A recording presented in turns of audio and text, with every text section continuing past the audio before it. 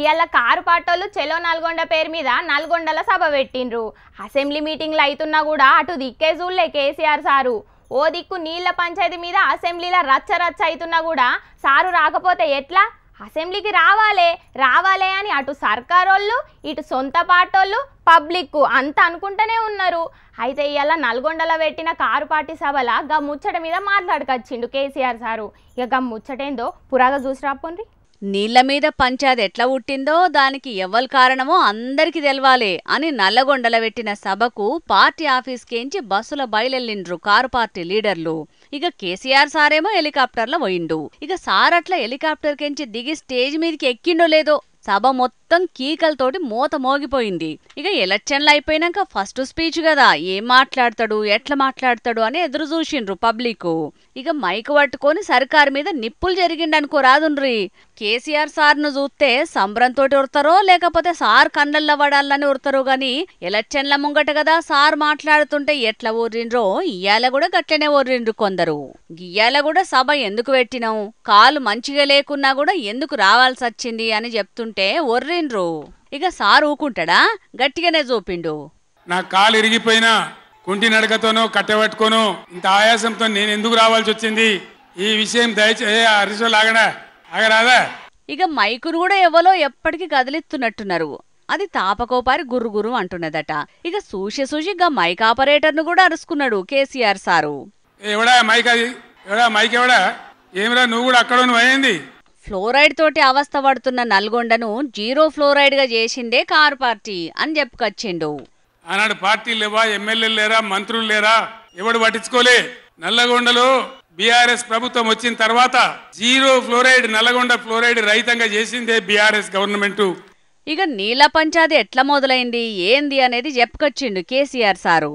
తెలంగాణ ఇచ్చిన కాంగ్రెస్ గవర్నమెంట్ ఆ రోజు ఒక్క ఏడాది కోసం తాత్కాలికంగా సర్దుబాటు చేసుకోండి, ఆ తర్వాత ఎవరి వాట వాళ్ళకు వస్తుందని చెప్పింది.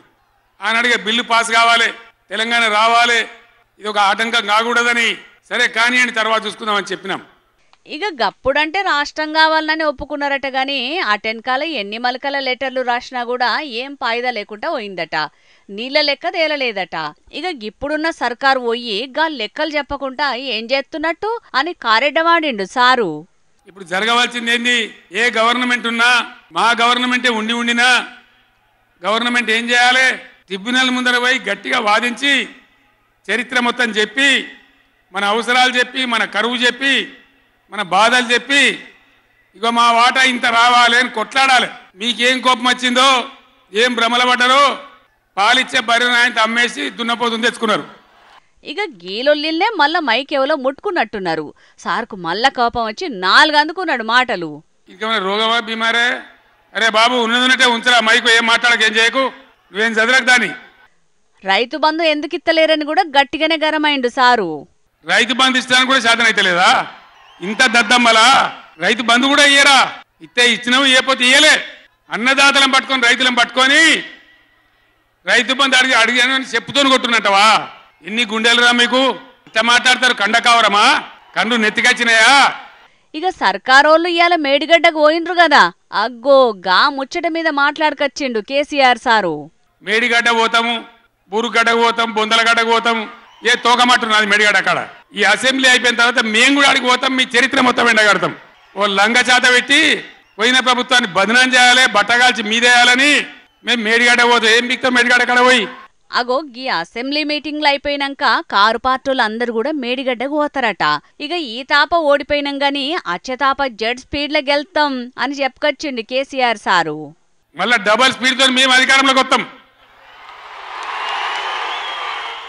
మరి సారు మాట ప్రకారం అచ్చేతాప కారు పార్టీ వత్తదో ఏమైతుందో గాని ఈ పంచాయతీ అయితే ఇప్పుడే ఓడ్చేటట్టు లేదు. నీళ్ల పంచాయతీ ఇంకా వెరిగేటట్టే ఉన్నది తప్పితే తగ్గేటట్టయితే లేదు అని అనబట్టిండ్రు గీ ముచ్చటేరుకైనోళ్ళు.